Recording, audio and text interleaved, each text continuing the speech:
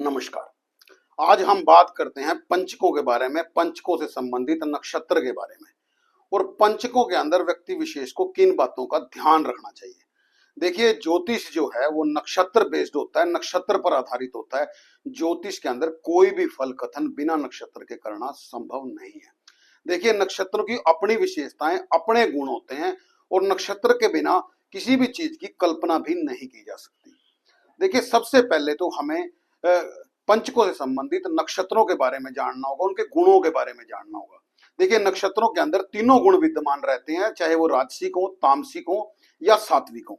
अब बात करते हैं पंचकों से संबंधित नक्षत्र के बारे में। देखिए पंचकों से संबंधित सबसे पहला जो नक्षत्र है वो धनिष्ठा है। उसके बाद नंबर आता है शतभिषा, पूर्वा भाद्रपद, उत्तरा भाद्रपद और रेवती। देखिए, जो धनिष्ठा नक्षत्र है उसके दो चरण ही इस पंचकों के अंदर आते हैं और धनिष्ठा नक्षत्र का संबंध जो है वो मंगल ग्रह से रहता है। और अगले जो चारों नक्षत्र हैं उनके चार चार चरण इसके अंदर आते हैं और अगले नक्षत्र का जो संबंध है, जिसको हम शतभिषा नक्षत्र के नाम से जानते हैं, उसका संबंध जो है राहु ग्रह से रहता है। और उससे अगला नक्षत्र पूर्वा भाद्रपद का संबंध बृहस्पति से और उत्तरा भाद्रपद का संबंध शनि से और रेवती नक्षत्र का संबंध जो है वो बुध ग्रह से रहता है। और इन लास्ट के जो चारों नक्षत्र हैं, इन चारों के चार चार चरण और पहले नक्षत्र के दो चरण अर्थात 18 चरण मिलकर के पंचकों के नक्षत्र का निर्माण करते हैं। इन पांचों नक्षत्रों का जो समूह है वो पंचकों के नक्षत्र का निर्माण। देखिए, नक्षत्रों का संबंध जो है वो चंद्र ग्रह से रहता है। चंद्र ग्रह हर रोज एक नक्षत्र पर रहता है। 27 दिन के अंदर चंद्रमा जो है 27 नक्षत्रों की यात्रा करता है। और जो आखिरी के 5 नक्षत्र होते हैं, इन नक्षत्र के अंदर चंद्रमा जो है आखिरी की 2 राशियों पर रहता है, जो कुंभ और मीन है। देखिए, इन नक्षत्रों से संबंधित जो राशियां हैं वो कुंभ और मीन है। जब चंद्रमा कुंभ और मीन राशि में होता है, ऐसे समय के ऊपर पंचक माने जाते हैं, ऐसे समय पर पंचक होते हैं, क्योंकि पंचकों के समय चंद्रमा जो है इन 2 राशियों के अंदर होता है। अब बात आती है पंचकों के समय व्यक्ति विशेष को क्या नहीं करना चाहिए। देखिए, पंचकों के समय एक तो व्यक्ति को दक्षिण की तरफ की यात्रा नहीं करनी चाहिए, उसको कुशा घास इकट्ठी नहीं करनी चाहिए, उसको लकड़ियां इकट्ठी नहीं करनी चाहिए, किसी बेड का, किसी भी प्रकार के सैया का निर्माण व्यक्ति को नहीं करना चाहिए और व्यक्ति को घर की छत का निर्माण भी ऐसे समय पर नहीं करना चाहिए। देखिए, ऐसे समय पर जब किसी प्राणी की मृत्यु हो जाती है तो उस प्राणी की मृत्यु के समय 5 पुतलों का संस्कार साथ में किया जाता है। चाहे वो पुतले लकड़ी से बनाए जाएं, कुशा से बनाए जाएं, बेसन से बनाए जाएं, किसी भी आटे से बनाए जाएं, उनका निर्माण करके उनका संस्कार साथ किया जाता है। इसका कारण रहता है इन नक्षत्रों के अंदर चीजों की पुनरावृत्ति होती है। पांचों नक्षत्रों के अंदर चीजें जो है बार बार आती हैं, लौट कर आती हैं। तो ऐसे में यदि घर के किसी प्राणी की मृत्यु होती है तो गरुड़ पुराण के अनुसार ऐसा कहा जाता है कि उस परिवार में 5 लोगों को और कष्ट तुल्य मिल सकते हैं, 5 प्राणियों की और भी मृत्यु हो सकती है। और वहीं पर यदि इसमें अलग अलग नक्षत्रों का प्रभाव हो, जैसे धनिष्ठा का हो या उत्तरा भाद्रपद का हो, पूर्वा भाद्रपद का हो, ऐसे में उस मोहल्ले से संबंधित, उस शहर से संबंधित भी 5 लोगों की मृत्यु गिनी जाती है।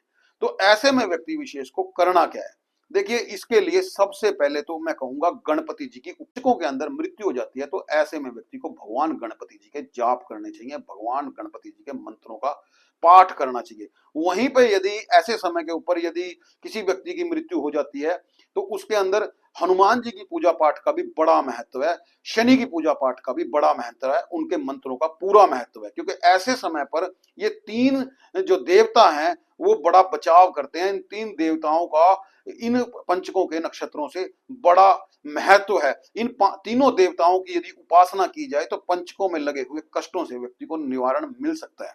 ऐसे में व्यक्ति को मृत्यु के बाद जो है पूजा पाठ के अंदर बड़ा ध्यान देना चाहिए। देखिए, यदि किसी प्राणी की मृत्यु पंचकों से पहले हुई है और संस्कार पंचकों में करना पड़ गया तो ऐसे में उसको सिर्फ 5 पुतलों ही निर्माण करने हैं।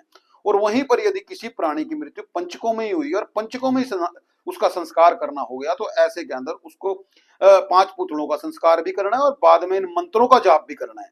और वहीं पर यदि किसी व्यक्ति की मृत्यु तो पंचकों में हुई है लेकिन बाद में उसका जो संस्कार है वो पंचकों के बाद किया गया तो ऐसे के अंदर भी ऐसे व्यक्ति को दोनों चीजों का कार्य करना है, अर्थात उसको 5 पुतलों का संस्कार भी करना है और 5 में इन देवताओं के संबंधित मंत्रों का जाप भी व्यक्ति विशेष को करना चाहिए। इन तीनों देवताओं के पूजा जाप से जो है पंचकों के अंदर लगे हुए दोषों से व्यक्ति विशेष को लाभ अवश्य मिलता है। देखिए, ये जो पंचक होते हैं ये हमेशा बुरे नहीं होते। यदि इन पंचकों के समय कोई व्यक्ति घर में निर्माण करता है या कोई व्यक्ति घर के अंदर प्रवेश करता है या किसी व्यक्ति की शादी होती है, तो ऐसे समय पे ऐसे परिवार के अंदर रुके हुए जो 5 लोग होते हैं जिनकी शादी अभी तक नहीं हुई है, उनकी शादी के योग बढ़ जाते हैं। और यदि कोई व्यक्ति कोई मुहूर्त इस समय पे कर रहा है तो उसको इसका लाभ मिलता है। जैसे किसी व्यक्ति ने ऐसे समय पर अपने घर का निर्माण किया है, तो ऐसे में उसको और घर मिलने की संभावना होती है, उसको जीवन के अंदर और 5 घर अवश्य मिलेंगे, ऐसा माना जाता है। क्योंकि जो पंचकों के नक्षत्र होते हैं वो चीजों की पुनरावृत्ति करने वाले होते हैं, वो चीजों को बढ़ाकर करने वाले होते हैं। कम से कम 5 बार जो है इन चीजों को बढ़ाया जाता ही है।